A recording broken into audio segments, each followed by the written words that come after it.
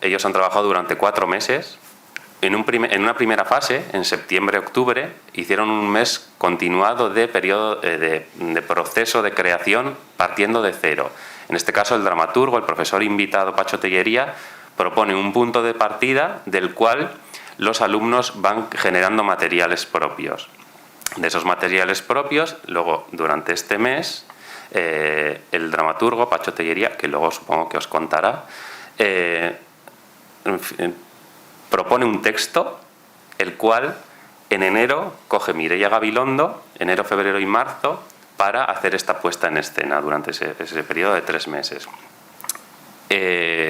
En ese proceso, del 8 de marzo al 28 es cuando Musikebarri nos cede su espacio, nos da esta residencia artística para poder hacer lo que se llama la implantación de la puesta en escena. Es decir, que los diferentes signos que forman parte de la puesta en escena, es decir, el espacio sonoro, iluminación, escenografía, puedan ser implantados en un teatro profesional del cual dispone Musikebarri, ¿no? Una infraestructura profesional a la cual nosotros queremos y necesitamos, sobre todo para lo que decía antes de la profesionalización de los alumnos.